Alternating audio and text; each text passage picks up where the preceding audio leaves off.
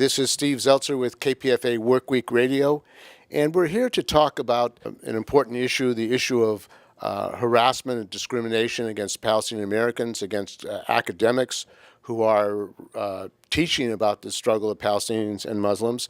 And I'm here with Professor James Martel, who's president of the San Francisco chapter of the California Faculty Association, and also Rabab Abdulhadi, professor and chair of the Arab Studies program here at San Francisco State University. We're going to talk about what's been happening at San Francisco State. This is the 50th anniversary of the San Francisco State strike, the establishment of the Ethnic Studies Department, the fight to protect minorities, to learn about the real history of people who are in California and their struggles and stories. So welcome both of you to Workweek Radio. Thank you for having us. Thank you very much. So, Professor Abdulhadi, why don't you talk about your history coming to the college here, San Francisco State, and why you came here and some of your experiences in struggling to get your program going here at San Francisco State University. I think it's very appropriate for us to be talking now on the 50th anniversary of the founding of the College of Ethnic Studies. And we've just commemorated, as you said, last year, 2018, the 50th anniversary of the longest student strike in the history of the United States. At San Francisco State to actually demand the decolonization of the curriculum and the representation of communities, marginalized communities, indigenous communities, communities of color, poor people, people who don't get their voices spoken, to be actually represented both in the faculty and the curriculum, and as well as in the curriculum, validate their lived experiences. So this was the reason 1968 actually happened. And in our now currently, and I will tell you a little bit of the history in a minute, but currently what we've been doing in AMED, in Arab and Muslim Ethnicities and Diaspora Studies program, is to actually speak about the spirit of 68, with which we are inspired, as you know, and as many of the strikers of 68 have been standing with us, as well as the union and many people, that we really need to reclaim the spirit of 68.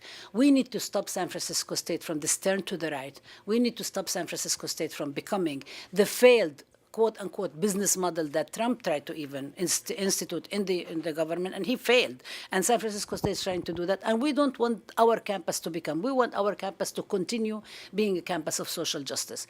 So in 2005, I was recruited, heavily recruited, by the Dean of the College of Ethnic Studies at the time, Dean Ken Montero, to come to San Francisco State. I was the director of the Center for Arab American Studies at University of Michigan in Dearborn, Arab Mecca.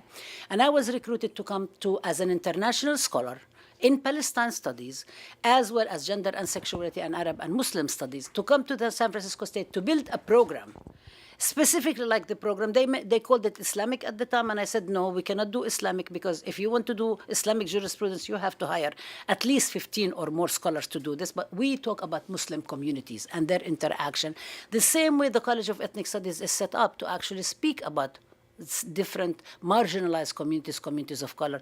I wouldn't even call it minorities now, because if you put all the people together, we are the majority. And I'm not talking only about race. I'm talking about all the kinds of oppressions and resistance movement. So I asked, and at the time there were supposed to be 12 faculty members that I was supposed to steer to set up the program. I still insisted that we need to have a critical mass, and if I don't have faculty hired with me, I couldn't do it, because I cannot do it by myself. And they agreed. I asked for 3 faculty members at the time in addition to me, and they gave me 2 faculty members. I asked for a salary that compensates my salary in Michigan. They said, no, we cannot afford it. I said, okay, I'll take a cut in salary because of my commitment. I asked for a commitment from the multiple things and so on. I had the contract. I signed the contract with the university, and I was very excited to come because of what San Francisco State represents and because it was going to be in the College of Ethnic Studies. We had 1-year honeymoon. And then afterwards, Israel attacked Gaza in 2008, 2009. Palestinian students wanted to invited Omar Barghouti, who's the co-founder of the BDS movement, Boycott, Divestment, and Sanctions, to be the keynote speaker at the mural anniversary, the Palestinian mural honoring the late Professor Edward Said, to speak about And he was going to speak about BDS, and lo and behold, specifically pro-Israel groups and what I call Israel apologists or the Israel lobby protested and came to a delegation to Corrigan at the time, President Corrigan, and they demanded that the event be canceled. Corrigan said, no, I respect freedom of speech. I'm not going to cancel the event. But then they raised questions about me, raised questions about the AMED program, made hints that they will stop funding of the university if this goes on and so forth. Lo and behold, within a couple of weeks or so, I think, President Corrigan canceled searches we were conducting to hire a scholar in Arab diasporas and another one in Muslim ethnicities to build the program, and the lines are in my contract. This is part of my contract. And then he proceeded to delete them from the line. At the time, he said, from the budget, at the time he said, oh, we have a financial crisis, except that the financial collapse happened in 2008. And the approval for the searches themselves actually took place in 2009. So this was way after the budget was adjusted and everything like this. All the other searches were reinstated. All the positions are there. And now look at me, 12 years after I'm here, I'm still a one faculty member. Actually, we have no operating budget.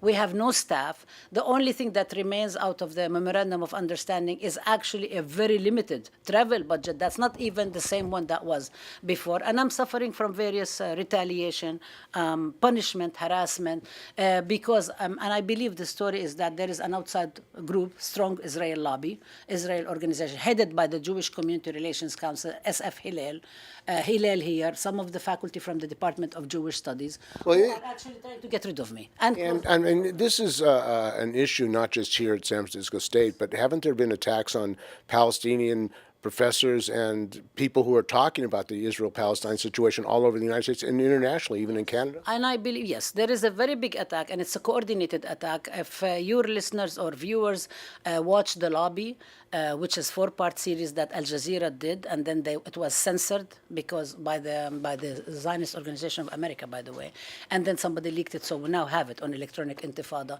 There is a very concerted campaign by Israel's apologists in the U.S. to clamp down on any kind of academic freedom, any kind of expressions on campuses. Part of the reason for that is because they are failing to protect Israel. Nobody can justify what Israel is doing. And even Jewish students are themselves. Not even, actually, in the forefront of the people who have been very supportive are various Jewish organizations, Jewish Voice for Peace, if not now, International Jewish Anti-Zionist Network, and now our own group on campus, Jews Against Zionism, which is young students who do not want Zionist groups to speak in their name or Israel to speak in their name and refuse to participate in the oppression of Palestinians. And they're very involved in Students for Justice in Palestine and everything. So the Israeli apologists have a serious crisis. They cannot cover up what Israel is doing. They cannot. I mean, there is no way. So the way to do it is to silence the voices who are critical of Israel, who are advocating for justice for Palestine as part of the indivisibility of justice. Well, their argument has been if you criticize Israel, you're anti-Semitic. Is that the... Yes, and this is actually, this is very interesting because at the same time they actually claim the pro-Israeli Jewish establishment claims that they represent all Jews. And I always ask, who owns Jewishness? If you say that they actually represent all Jews, isn't that in itself an anti-Semitic move to paint all the Jews with one brush? And historically, I mean, I teach Palestine studies, and a big part of my work is about the history of Jewish people, the whole question of, the writings by Marx, by the Bundes, by many people, historically, people on the left and the center and in religious Jewish circles have contested Zionism, did not agree that Zionism is the only solution to address anti-Semitism and end it. There are multiple ways to deal with it. Instead of creating a settler colonial state that oppresses Palestinians and basically puts all the Jews in one place, which actually failed as well because Israel cannot recruit all the Jews and get them. There are many, many Jewish voices who are speaking up against it, historically and contemporarily. The second question is that it is not, how is criticizing Israel like any other country on the face of the earth is anti-Semitic? Actually, not criticizing becomes singling out Israel and exceptionalizing Israel and setting it on a higher plane than anybody else.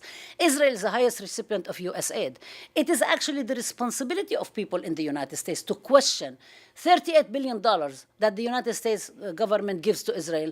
It is tax dollars. People need to know where their taxes are. I don't think people agree that their tax dollars, a lot of us support tax dollars going to education, to healthcare, to housing, and so on. But none of us signed up with the government. It's a contract between citizens and government, signed up to allow our tax dollars to actually go and pay for bullets killing children, house demolition, displacing Palestinians. Nobody signed up for that. So people are opposing it, and the Israeli apologists are unhappy about that. So they're lashing out. Now, also joining us on KPFA Workweek Radio is James Martel. You're a professor here and president of the California Faculty Association. Now, this issue of her contract and what has happened to her department, why has the CFA gotten involved, and why is this a labor issue? I think it's a labor issue because this isn't an isolated incident. There's actually quite a few instances of people coming here under certain circumstances. They often give up tenure at different universities. They come here with the expectation that they'll have everything that they were offered in writing, which is a very reasonable expectation because it's the law.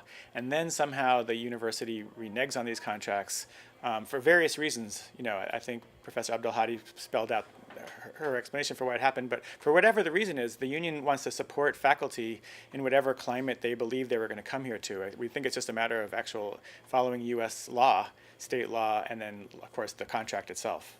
And there have been also complaints, or of the fact that Professor Abdulhadi, has been harassed, but also students at San Francisco State. What is going on here at San Francisco State? It's really a climate of intimidation, and I think, yes, it's true. A lot of students, unfortunately, suffer very much from the same kind of things that Professor Abdulhadi is suffering from. What are those? Well, these poster campaigns coming from off campus and putting up posters depicting people, lawsuits, grievances, claims of discrimination, death threat, everything. Yeah, it all adds up to this very, very intense and very palpable climate of hostility on this campus. And as far as academic freedom and the ability of professors to do their jobs, I mean, I would say, does this really impinge on that? Absolutely. I mean, that's the core issue for the union. It's protecting contracts is one of the two issues, and the other one is absolutely academic freedom. People should be able to profess what they believe, what their work leads them to, teach what they will. The students get a right to say what they think, and all of that needs to be protected rather than punished, which I think is what is happening in this case. And what has been the response of the university, the management here? Not much. I mean, there's lots of talk, but no actions. I think, if anything, I'm sure Professor Abdulhadi will agree with me, it's getting worse and worse. Yeah. Yes. I think SFSU is really becoming a police state. And that's very troubling. It's troubling for all of us. It's troubling. I mean, maybe my case is the most extreme, but it's not. By police state, what concretely does that mean? So, for example, if you don't toe the line, if you speak up a lot of other stuff that happens, that the union has also documented, and we filed multiple grievances. Even when grievances get filed, they don't follow up on them. They violate actually the actual agreement, the collective bargaining agreement, the law. They try to get at me by messing up with my disabilities. They try to use my request for my family medical leave in order to deprive me of being the director of the AMED studies program, take away my courses, assign other people to teach them, not reimburse me, drag bureaucratically, use the bureaucracy as an abusive design, continue forcing me to actually report to people who are abusers. And this is, I mean, it's very interesting because there is a law, we have Title IX, which is about sexual harassment. So if somebody goes and accuses somebody else of sexual harassment, even before you investigate, you separate them from each other. That's the first thing you do. That's not happening in my case, and I've actually requested multiple times from the university. It's not happening. So they're violating federal, state, and local laws? Federal laws. That's why I'm suing them on 1983 civil rights violations, and I'm suing them in state court. But I can also tell you what's happening to the students, which I think it's really, really important. They keep changing this, what they call time, place, and manner. Every single time they claim that the reason they passed several times, especially because of Palestinian student protests, that they single out and they say it's only Palestinian, it's not other people on campus who are troubled by Zionism, by Israeli aggression, and so on. And it's an issue for everybody. It's not a special interest issue. We're not the only ones who are concerned about it. Everybody who cares about justice cares about Palestine the same way they care about racism and discrimination, homophobia, sexism. So they keep changing time, place, and manner in order to curtail students' space. Not only that, our police at the university carries tasers now, which is a very violent, thing for the students and creates an environment of fear. But also, if you even want to sit on a bench, there are rules. If you choke, there are rules. If you want to reserve a place, there are rules. You cannot have a protest over 75 decibels of voice, human voice, okay? There is all these little things, and they have their administrator, they're sitting in the offices pushing papers. I don't think they want another 68 strike. Is that, James, you were going to chime in? Yeah, I was just gonna add on 2 points that Professor Abdulhadi has been talking about, which is first this idea of viewpoint discrimination, which has been a way to go after faculty, especially young faculty of color who are lecturers, claiming, and the initial claim was that they were being anti-Semitic, but when that was proven to be false, they switched to this thing called viewpoint discrimination, which is connected to the time, place, and manner business, which is like what you can do on campus and how you can do it and under what conditions. And viewpoint discrimination, our central council of the union said that doesn't exist. There's no such thing as. So they're making up new rules? They're making up new laws? laws, but don't have It's any McCarthyist practice. which don't have any basis in fact, and actually is the opposite of academic freedom. If you think about it, viewpoint discrimination and academic freedom can't both exist. So anything you say is viewpoint discrimination. What is viewpoint discrimination? Whatever they don't like, is viewpoint discrimination, as far as I can tell. It's not a legal standard. It's not a real thing, but they're acting as if it is, and unfortunately, It's a silencing mechanism. yeah. And the way it works is if they just keep acting like it's a thing, it becomes de facto a thing. It creates its own. So has this had an effect of intimidating the faculty and the adjuncts? I mean, there's a large number of adjuncts That's here. the intent. Yes, it has absolutely intimidated quite a few. I mean, we're trying to protect people and allow and protect their academic freedom, and then also what Professor Abdulhadi was talking about time, place, and manner has been expanded way beyond the actual edicts from the central administration, because we met with the lawyers from the CSU from the central office, and we complained about some things, but a lot of the edicts that the student groups and have been facing have been completely invented and have no basis. And they keep changing. And they keep changing. There's Yeah. supposed to be the negotiations with the union, but they keep changing them. And because this is a bureaucracy and this is a management, I mean, this is what management, those in power do this all the time. They keep changing the rules all the time. And we know in the union, this is what happens when people act on behalf of others or go file a complaint or act as shop steward or so on. We know this is like, we have histories of. Is this union busting 101? Basically, yeah, it's a way to get around all of the powers that the union has to protect faculty. And the labor, your chapter, the CFA, has actually presented a resolution to the San Francisco Labor Council around the issue twice. I mean, why don't you talk about that? Well, we just wanted to add our voice to the various voices in the community that have protected Professor Abdulhadi and others who are interested in academic freedom and in their own free speech. We think that this is definitely a labor issue. This is a working condition. This is we don't believe in a false distinction between what somebody thinks politically and their scholarship. We think it's all of one piece, and that all needs to be protected. The other thing to add is that unfortunately, as you know, the powers that we have to protect faculty are limited. We have grievances, but they take a long time. They don't always have a lot of teeth. Sometimes they can end in good results, but I think in something as incredibly charged as this, they become rather weak. So our resolutions was a way for us to join kind of larger activist communities and kind of help in that way in addition to the internal processes. And I mean, there is an effort to kind of cleanse the universities, to sanitize and get rid of people who have points of view that the government and particularly supporters of Israel have. They feel that the universities have been taken over, or the students have been taken over. They're supporting criticism of Israel. They don't believe in Israel's right to exist. Is this part of what is happening here, and how is it connected? It's a very big part, actually. It's the main part, because even when there is a small there is a grievance around anything else, it actually can sometimes be corrected. And sometimes the administration bows down and accepts things and moves on, because also they want to cut down their losses. They don't like bad press, okay? In this case, they are not budging on anything. So what we have is a very major, very strong, as I referred to the lobby, and people really need to go and look at the Israel on Campus Coalition, the David Project. By the way, they all exist on campus here. We have people walking around who served in the Israeli military and continue to be on active duty at the Israeli military, professors as well here, that create a very scary environment.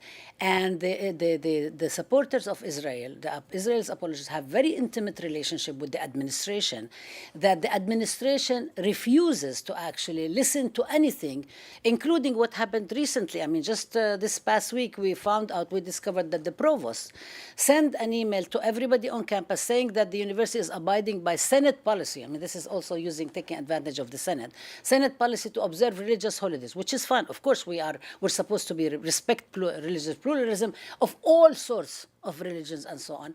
But in the memo, they listed quote-unquote Israel Independence Day as a Jewish religious holiday, and they did not include Ramadan or Eid al-Fitr, which are two of the main Muslim holidays in it.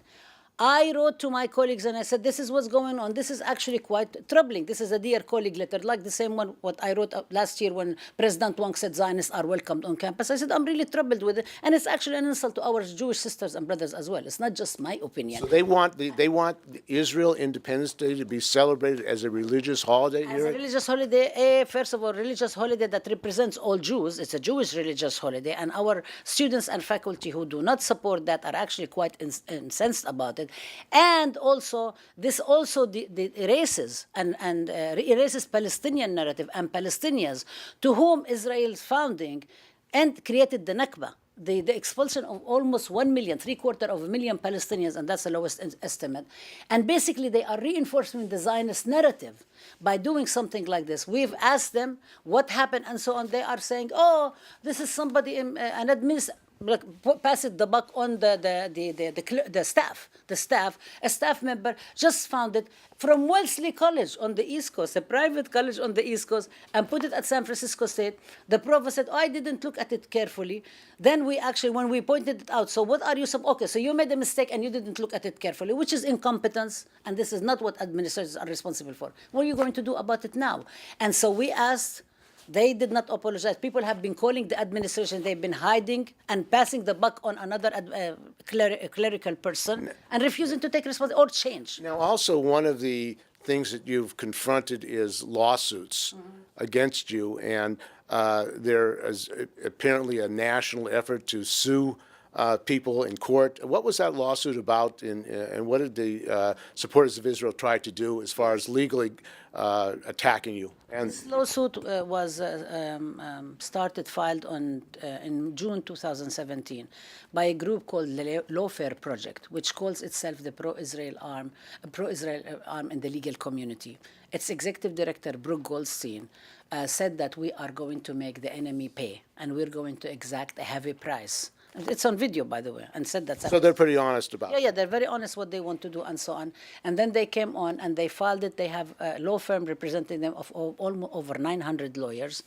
And they issued 77 pages. Very interesting for you to know, Steve, is because on the first page, they're attributing what they claim to be anti-Semitism on campus to the 1968 strike and to the creation. So they actually attacked the 1968 strike. Everybody attack everybody equal. What did they say about the 68? They said that actually the creation of ethnic studies and the creation, a validation of experiences of communities of color and so on is a direct cause for the rising anti-Semitism that allowed the AMED studies program to emerge.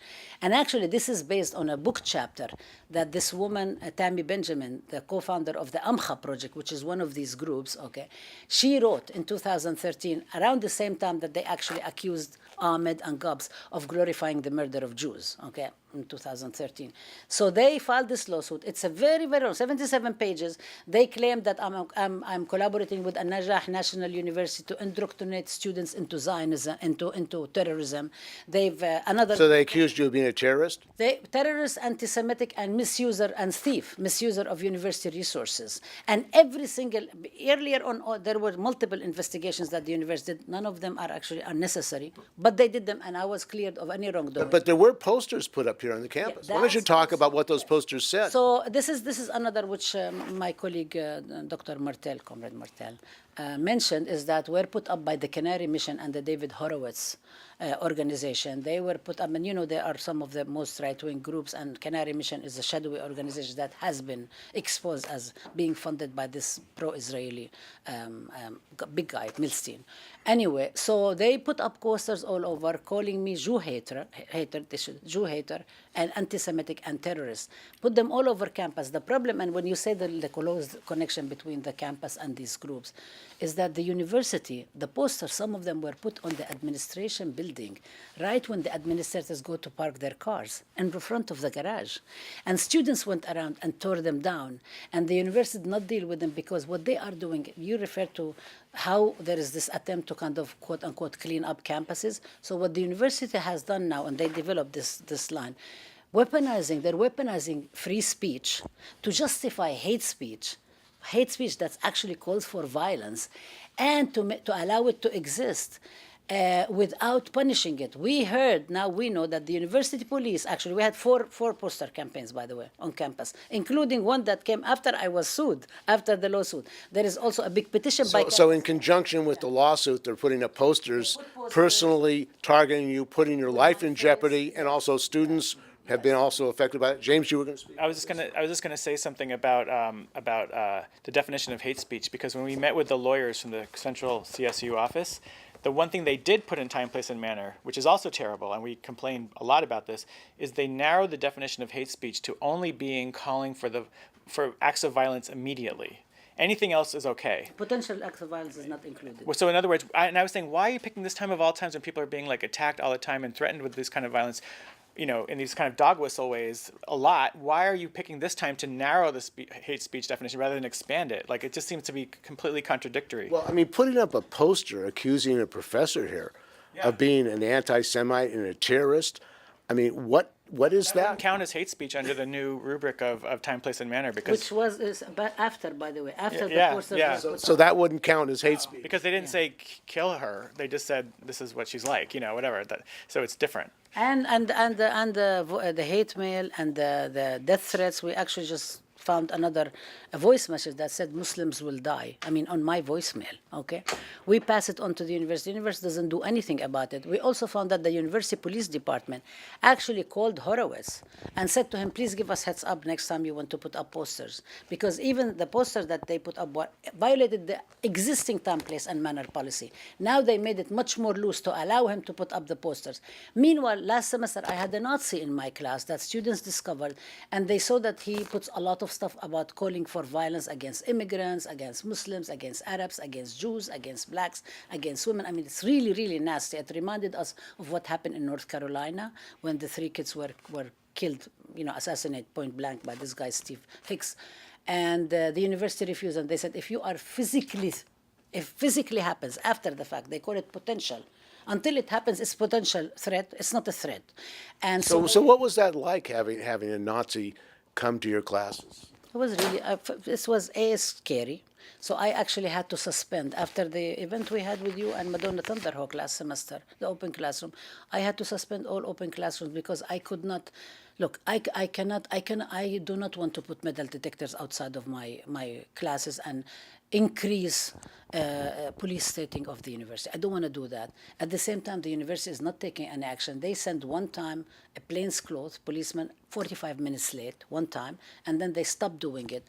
I've been asking them to be responsible. What they did instead is they brought in this Nazi student and they counseled them on if they are okay, are they safe, and then it appears that bunch of posters appeared all over campus that saying who's the student So where was the administration, including our own college dean, called on the police to take down all the posters that is outing a Nazi, and this happened 2 weeks before the Pittsburgh Tree of Life massacre. I mean, like, what more does it take? So where was the Anti-Defamation League, No, which says Anti-Defamation that didn't say anything. they are interested in fighting anti-Semitism and fighting racist and Nazis? Were they coming to your defense? No, actually nobody, including SF Hillel, SFSU Hillel, Department of Jewish Studies, the Jewish Community Relations Council.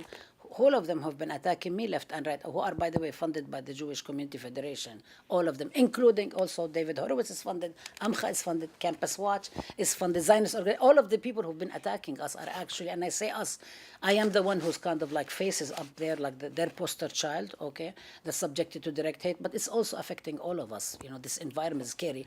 They haven't done anything. They haven't said anything. Not only that, Campus Watch misquoted me in saying that if the student, I was asked in an interview, if the student earns a good grade, do you give it to me? I said, of course. If the student do the work, they get the A, I give them the A. And this student got in a few A's. I mean, this is not, I'm not going to, I do not discriminate based on my viewpoint against students and their work. You cannot do that. You cannot ethically be a teacher like that. They said that actually I'm giving him an A, and he's a Nazi at San Francisco State that sympathizes with Palestinians, and I'm giving him an A when I actually led the campaign, a Palestinian scholar, Palestinian faculty member. I'm the only one who was speaking up, and of course people from the union and so on, but nobody, no other organization, all people in our communities of justice spoke up, but nobody who's been accusing us of anti-Semitism or claiming to be concerned about anti-Semitism said anything. Nobody. And the university embraced and basically shut us down. And this is, as we were saying earlier, was the past 50th anniversary of the San Francisco State strike. The faculty went on strike with the students, supporting their demands, and the union AFT, yeah. I think. And what is the relevance of that in relationship today with unions under attack as well? I mean, I think I love being with the 68 strikers. They're just so inspiring, and I think we have to do everything all over again. We have to start from scratch all over again. But the reason I came to SF State and the reason I love being here is because of the College of Ethnic Studies and the 68 strike. Like, for me, that's the spirit of this thing. So it's very distressing when you kind of find out how beleaguered everyone is and how much interfighting is being created because of all this pressure and all this attacks and these external attacks. It's a much bleaker picture when you get on the inside than you think from the outside. But exactly because it's like one of the best, it is the best thing about San Francisco State. I want to sort of, as much as I can, help support it to make it the jewel in the crown that it is. And the corporatization of the state college system, all public education, privatization, outsourcing. It seems like there's a lot of money to go for business, to go to outsourcing. How is that affecting here the faculty, the staff, and the people who work here at San Francisco State? I mean, austerity is the way we all get controlled. So we put on this big conference. Professor Abdulhadi was part of it. It was against neoliberalism, and I think neoliberalism is the reason for a lot of what's happening. I think it's both the kind of move to the right politically, as well as all these austerity budgets that are being forced on us. And I think the administration has absorbed this culture of neoliberalism and can't not think that way, even when they're getting more money, which they are right now, by the way. So at the same time they're getting more money. Look, they're hiring more administrators. The salaries are not being affected, and meanwhile, they're not hiring faculty. And the union has started this big campaign to expose called "Where is the money?" Yeah. Which I remember at that. Where is the money? The money. Well, you found the money. That's the question. You found the money. The union asked the state legislature for an extra $364, I believe, $1 million over and above what the CSU asked for, and we got it. But a lot of it had strings attached, and one of it, for example, was a specific grant to each university, each in the system, to hire more tenure-track faculty to increase tenure density.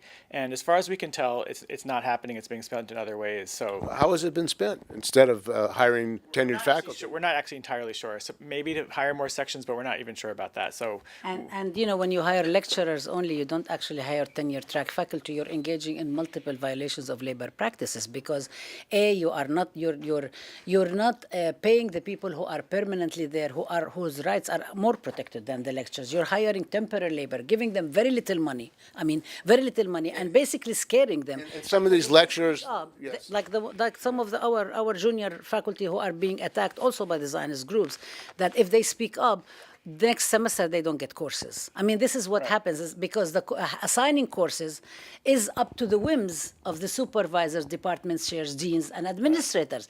So if you speak up and so on, all of a sudden, it's very interesting. Something else starts happening. You don't get courses. You don't get the courses you want. All of a sudden, there is no chance to give your courses and so on. So let me just, give you very simple example about AMED, is that there has been the Palestine, the Edward Said course was canceled from the fall.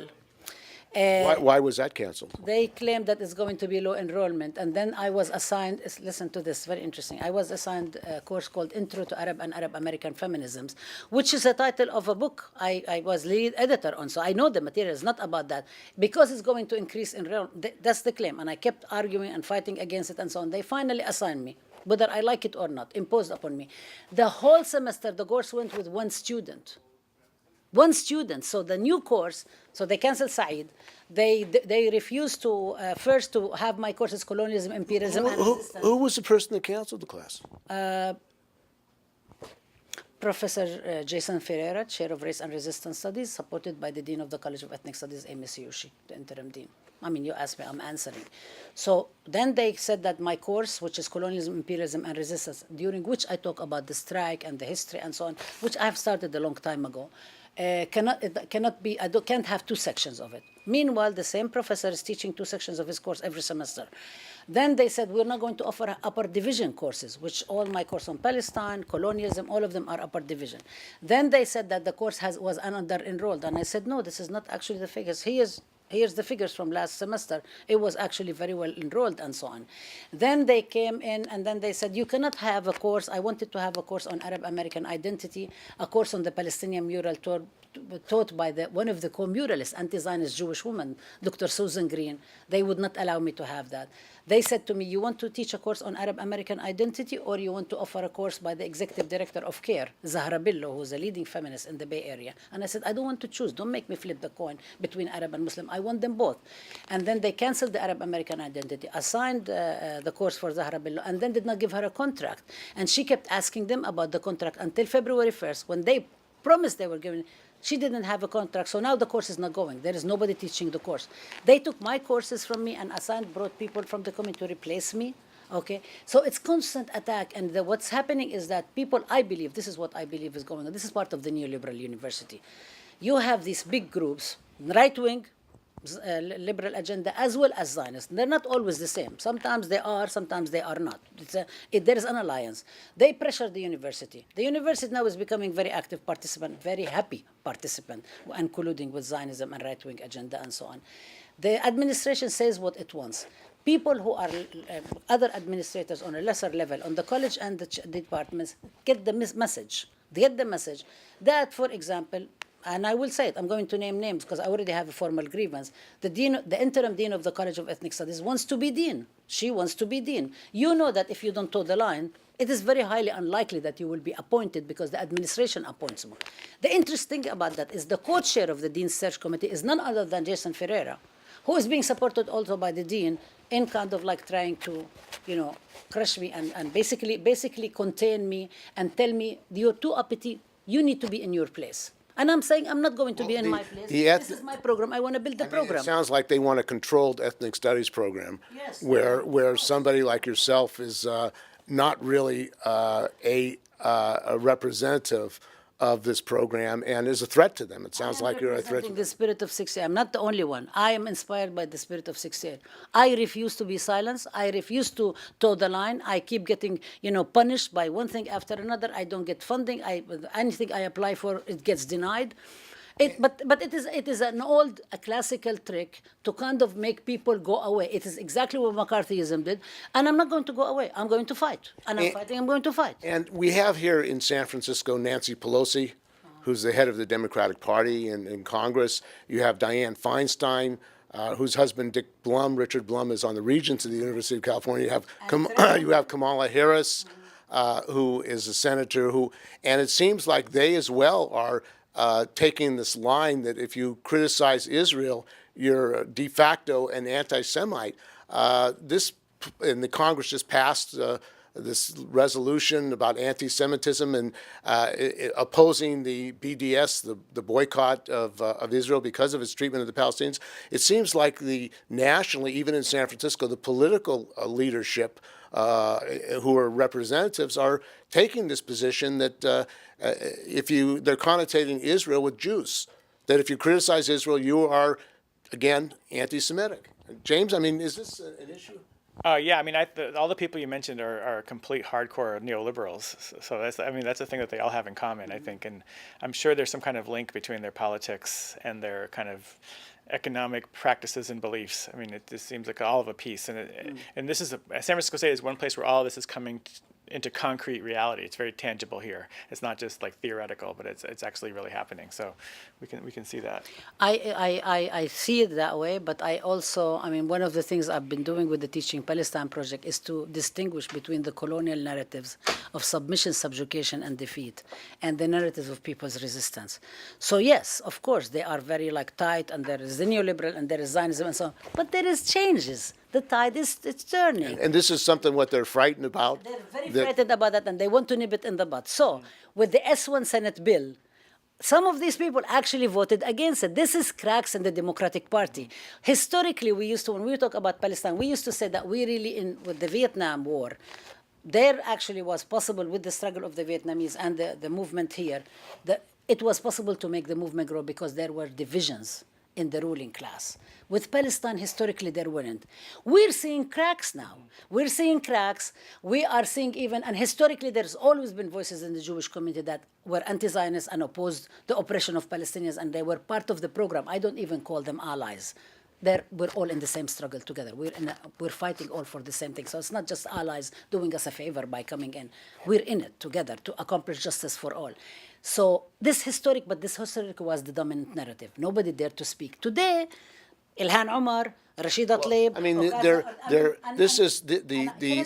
and also even Sanders and so on. And the reason, and I want to kind of be very clear, I am not saying that the only game in town is the legislative game. I don't want people to fall asleep for 8 years where there is Democrat in the White House and then organize when there is Republican. But this is an indication of what's happening on the grassroots. People are organizing, people are fighting. And the idea of having a Palestinian American in Congress, a Muslim American woman in Congress. I mean, it seems like they're in a total panic. You know, I mean, this like how dare. Well, I was just going to say, like, along with the turning tide on the issue of Palestine and stuff, I think there's also been a turning tide in the labor movement, which I think is not unaffiliated. So like the labor is feisty. After Janus, they thought they were going to kill us, but I think we've emerged stronger and leaner and meaner and more militant. So I think the labor movement also is robust and happening. And Red for Ed. Yeah, red for Ed. Exactly. Yes, exactly. And this rising tide of militancy, of teachers, of education, of workers in this country who are fed up. Where is it going to lead to? Because, I mean, politically, it's been the Democratic Party with the Republicans who've instituted NAFTA, who've carried out the deregulation, privatization. I mean, the corporatization of the university has been done under Democratic administrations, Democratic legislators, Democratic governors. I mean, yeah, I mean, I'm not looking to the Democrats particularly, but I think there are some Democrats that excite me more than others. Obviously, Alexandria Ocasio-Cortez, everyone loves her these days.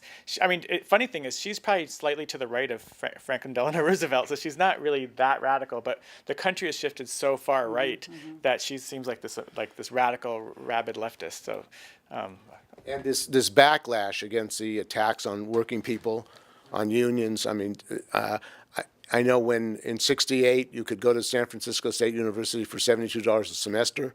Now it's thousands and thousands of dollars. Students come here and they're in debt. I mean, the adjuncts. There's some adjuncts who live in their cars. They can't get health care. I mean, what is this in the richest city, in the richest state of the United States? Is you have adjuncts, you have faculty, you have students who are hungry, have to go to have food banks. You have billionaires, 170 billionaires in California. I mean, I just think even as a professor, I don't know if you've had this experience too, but it's become so much easier to kind of get students to see these kind of things than it used to be. Like I think the gloves are off a little bit, and everything is more obvious. And I think that's in a way that's for the good, because I think people have to make choices about their politics and their beliefs, and it's harder to hide behind some kind of liberal neutrality now than it used to be. So wake up time? I say a couple of things. First of all, I think wake up time only on kind of like the mainstream politics, because people have been awake and doing it.